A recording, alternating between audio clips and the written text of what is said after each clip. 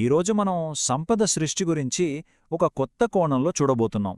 బహుశా డబ్బు గురించి మనం ఆలోచించే పద్ధతిని ఇది మార్చేయొచ్చు. పదండి, ఒక శక్తివంతమైన సూత్రంలోకి లోతుగా వెళ్దాం. డబ్బు సంపాదించడం అంటే కేవలం కష్టపడటమేనా, లేదా అదృష్టమా? అవేవీ కాకుండా దీని వెనుక ఒక దాగి ఉన్న విశ్వసూత్రం పనిచేస్తుందంటే ఎలా ఉంటుంది? ఈరోజు మనం ఆ రహస్యం వెనుకున్న నిజాన్ని తెలుసుకోబోతున్నాం. సరే, మనిక అసలు విషయంలోకి వచ్చేద్దాం. ఈ మొత్తం ఆలోచనకు గుండెకాయలాంటి ఒక ముఖ్యమైన సూత్రాన్ని ఇప్పుడు మనం అర్థం చేసుకోబోతున్నాం. దీని పేరే విలువ సూత్రం. అయితే ఇంతకీ ఏంటా సూత్రం? అదే విలువ మార్పిడి సూత్రం. సింపుల్గా చెప్పాలంటే డబ్బు అనేది మనం ఎన్ని గంటలు కష్టపడ్డాం, ఎంత చెమట చిందించాం అనేదాన్ని బట్టి రాదు. మనం ఇతరులకు ఎంత విలువను అందిస్తున్నాం అనేదానిపై మాత్రమే ఆధారపడి ఉంటుంది.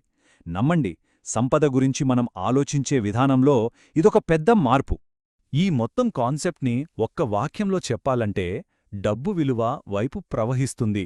వినడానికి చాలా సింపుల్గా ఉంది కదా, కానీ ఒక్కసారి లోతుగా ఆలోచించండి, ఇది ఎంత శక్తివంతమైనదో. అంటే విలువ ఎక్కడైతే క్రియేట్ అవుతుందో డబ్బు ఒక అయస్కాంతంలా అక్కడికే ఆకర్షించబడుతుందన్నమాట. అయితే విలువ అంటే ఏంటసలు? అది కేవలం వస్తువులు మాత్రమే కాదు, చాలా రూపాల్లో ఉండొచ్చు. ఒక సమస్యను తీర్చే ఒక ప్రోడక్ట్ కావచ్చు, మన జీవితాన్ని సులువు చేసే ఒక సర్వీస్ కావచ్చు, మనల్ని ఆనందపరిచే ఎంటర్టైన్మెంట్ కావచ్చు, లేదా మనల్ని ఎదిగేలా చేసే జ్ఞానం కూడా కావచ్చు. ఇవన్నీ విలువే. ఓకే, విలువను క్రియేట్ చేయడం మొదటి అడుగు అని మనకర్థమైంది. కానీ ఆ విలువను వేల లక్షల మందికి ఎలా చేర్చాలి? ఇక్కడే మనకు రెండు సూపర్ పవర్స్ లాంటివి పరిచయమవుతాయి. ఒకటి పరపతి అంటే లెవరేజ్, రెండవది స్థాయి అంటే స్కేల్. ఇవి రెండూ కలిసి ఎలాంటి మ్యాజిక్ చేస్తాయో చూద్దాం. ఇక్కడ మనం ఒక చాలా ముఖ్యమైన తేడాని గమనించాలి. మనమందరం కష్టపడి పనిచేయాలి అని వింటూ పెరిగాం. కానీ ఈ సూత్రం ప్రకారం యూనివర్స్ కేవలం మన కష్టానికి రివార్డ్ ఇవ్వదు, అది మనం సృష్టించిన ప్రభావానికి మాత్రమే రివార్డిస్తుంది. అంటే ఎంత కష్టపడ్డామన్నది కాదు, మన పని వల్ల ఎంతమంది జీవితాల్లో మార్పు వచ్చిందన్నదే ముఖ్యం. ఇది అర్థం కావడానికి ఓ చిన్న ఉదాహరణ చూద్దాం, ఓకేనా? చాలా బాగా పాఠాలు చెప్పే ఒక టీచరున్నారనుకుందాం. వాళ్ల క్లాస్లో ఓ 30 మంది విద్యార్థులున్నారు. వారిచ్చేది చాలా విలువైన జ్ఞానం, అందులో సందేహం లేదు. కానీ వారి ప్రభావం, ఆ విలువ కేవలం ఆ 30 మందికే కదా వెళ్తుంది. కానీ ఇక్కడే అసలు మ్యాజిక్ మొదలవుతుంది. అదే టీచరు అదే పాఠాన్ని టెక్నాలజీ సహాయంతో ఆన్లైన్లో అందించినప్పుడు వావ్, ఏకంగా 30,000 మందికి పైగా విద్యార్థులను చేరుకున్నారు. గమనించండి, ఇక్కడ కష్టం పెద్దగా మారలేదు, కానీ ప్రభావం కొన్ని వేల రెట్లు పెరిగింది. ఇదే పరపతి యొక్క నిజమైన శక్తి. దీన్నే మనం పరపతి లేదా లెవరేజ్ అంటాం. ఇది మన శక్తిని మల్టిప్లై చేసే ఒక టూల్ అన్నమాట. ఇది కేవలం టెక్నాలజీ మాత్రమే కాదు సుమా.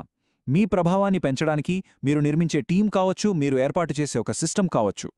ఇది మీ ఒక్కరి శ్రమను వందల వేల రెట్లు పెంచే ఒక అద్భుతమైన సాధనం. సో ఇదంతా చూశాక మనకేమర్థమవుతోంది? ఈ సూత్రాన్ని మన జీవితంలోకి తీసుకురావాలంటే మన ఆలోచనా విధానంలో ఒక ఫండమెంటల్ మార్పు రావాలి. ముఖ్యంగా మనల్ని మనమడుగునే ప్రశ్నను మార్చుకోవాలి. ఈ మార్పుకు ఒక సింపుల్ 3 స్టెప్ ఫార్ములా ఉంది.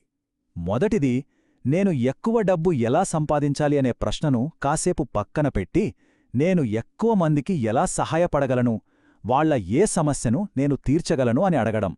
రెండవది, ఆ ప్రశ్నకు సమాధానంగా ఒక విలువను సృష్టించి వాళ్లకు అందించడం. ఇక మూడో స్టెప్ అదే వస్తుంది, అదే సంపద. దాన్ని మనం వెతకాల్సిన అవసరం లేకుండా సహజంగానే మనల్ని అనుసరిస్తుంది.